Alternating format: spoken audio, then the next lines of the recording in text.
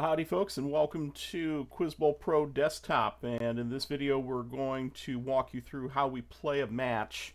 And what I've done here is I've loaded up some settings and I've loaded up some rosters, which we've talked about in previous videos, and now we're going to go through the steps of what you need to do and how to play a match. Now before we get playing here, a couple of things that you want to be aware of. The first of which is your rosters for players down here. You select your team in this drop down box, and then you select the players by that drop down box. When you distribute out your wireless buzzers, you'll want to make sure that team 1 and player 1 gets buzzer number 1, and then just keep going in numerical order until the first team has all their buzzers.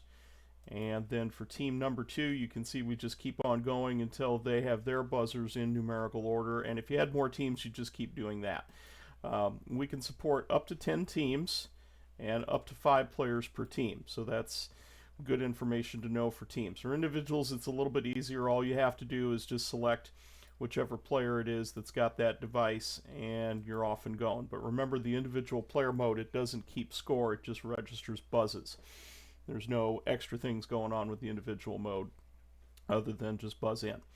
So once you've got your team set and your options ready to go, you can make any changes right now while you have the opportunity, whether that's the sound options or display options, and we will cover those in another video. For the purpose of this video, I'm going to go ahead and activate team questions with the 60-second deliberation there, and I'll have a timer alert at 10 seconds in case I want it. So we're not going to run with a round timer here, and we're actually not going to do fast mode right now. Fast mode allows you to go through questions a little bit quicker. It proceeds right from toss-ups to bonuses and back again if that's your format. So once we're ready to go here with all of our changes on our settings, we're going to go ahead and hit play. And the first thing that you want to do when you get into this screen is to do a ring-in test. And before we do that, I'd like to point out that this border that's on the outside, this border that you see here is red. And when we activate the buzzers by clicking on ring-in test, the border turns green. So now the buzzers will register when they get pressed. And when it's red, they're not going to be registered. So we're going to go ahead and register a buzz here. I don't have any plugged in, but that doesn't stop me. I can click on any one of these numbers to simulate a buzz. And so I'm going to click on this one right here, and you see that I've rung in, and you can just reset the ring in test by clicking on that button. And we can see that player rang in. And now we're ready to go once you test all the buzzers. So we're going to go ahead and play a toss-up question first. And just before we do, you can see that we can select toss-up bonus or team question. So we're going to play a toss-up question. And you got your round timer, or excuse me, your ring-in timer up here that you can start anytime you're ready to go. But the buzzers are active. They will register a buzz at this moment. That's based on our settings.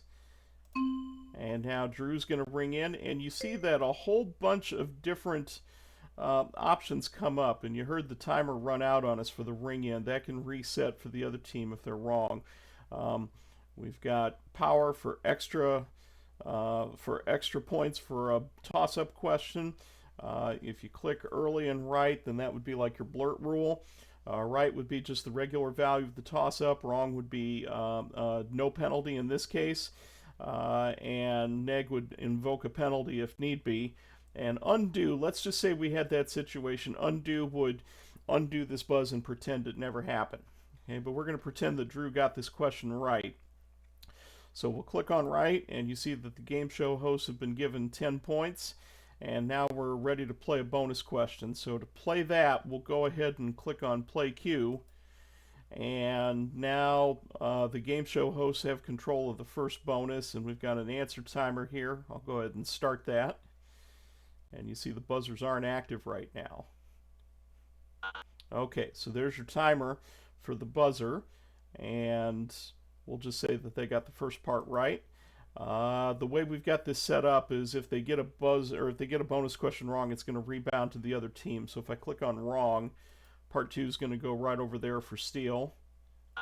And then we also have a right answer there, and now we're ready to go back to a toss-up question. So what if a player buzzes in but gets it incorrect? So if they click wrong, then you see that that window gets blacked out and nobody on that team can ring in. Only this team is allowed to ring in. Only that team will register. So we'll see that that happens, and we're going to say that that's a wrong answer as well. And now we're back to another toss-up question. So that's basically how you do toss-ups and bonuses. And the nice part about this is the controls pop up exactly when you need them. So that's going to be one of the more convenient features. Also want to point out that on some of these controls, let's just say we have a ring in here, you notice that you've got some keyboard shortcuts that are listed below each button here that allow you to use your keyboard. If your computer is a touchscreen, this works just as effectively, and if you got a mouse, that works even better. It's pretty quick to just jump in and do this real fast. So let's just go ahead and say that we got a bonus sweep there, which was nice. All right, so playing a team question is actually pretty easy to do too. You can play a team question and you've got your deliberation time, and we can go ahead and get that started. And I wanted to do this and talk a little bit about the team questions. Usually what they're good for is an extended period of time to deliberate. And when that timer runs out, then the teams give their answers, and then points are assessed, and then you're ready to move on. It's sort of like an extended question. I know that's a common thing that's played in Florida with Commissioner's Academic Challenge. So that's how this works, and you can pause the deliberation timer or you can end it. This timer will turn red when we get down to 10 seconds here. So if I can stall for just a little bit longer so you can see it turn red, you will note that it does, indicating, hey, we're almost down to the end here, and there's a tone that plays too. So we'll go ahead and end the deliberation time. And now at this point you can go ahead and enter in the scores for each team. And you can see that we've got 60 points for each team as of this moment. Okay, so that's how that works with running toss-ups, bonuses, and team questions. Now to run some timeouts, that's really not too hard to do. If you're running with timeout options, you certainly can use that. It's not available right here, but we have timeout timers that are built in to each question. If you need to get out of a question, you can hit NQ for escape. That gets it out of the picture and undo anything that you're doing.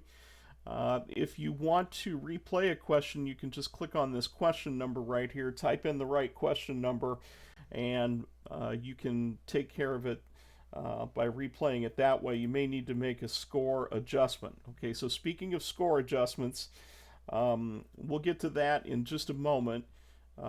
First I want to show you how to sub out a player. So let's say that we've got a player that needs to be replaced.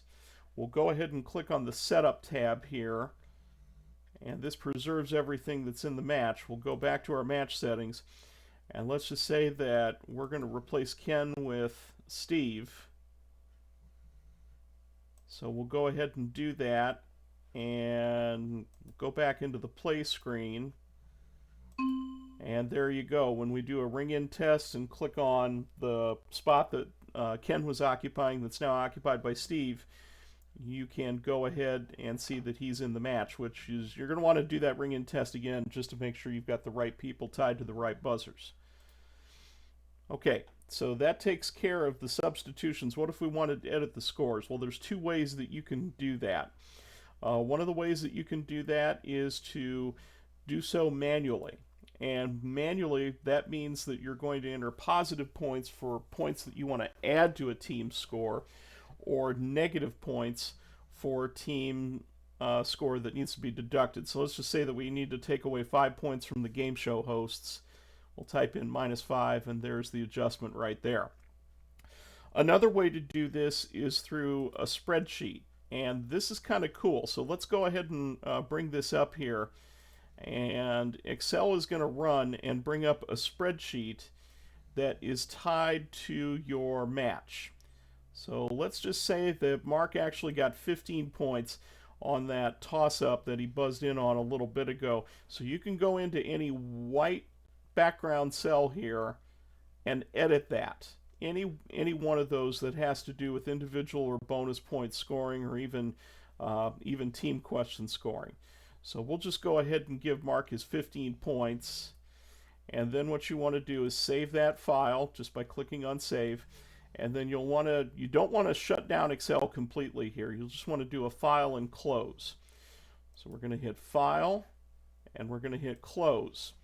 Now, in order to update and give the Cowboys another 5 points that they deserve, we're going to go to File in the upper left-hand corner, and we're going to hit Import, and right away you see that change has been made. So now the stats are preserved, and the match is good, and you can go on as normal.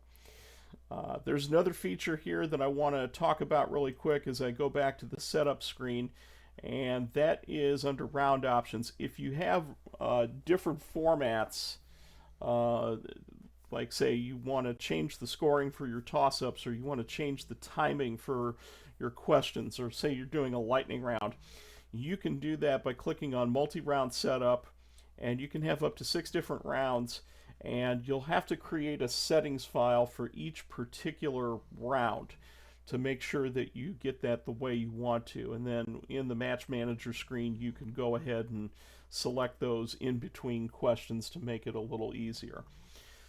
So that's a pretty quick tutorial on how to handle the different features of playing a match here in QuizBowl Pro Desktop Match Manager. I hope this has been super helpful, and thanks for joining, and we'll see you soon.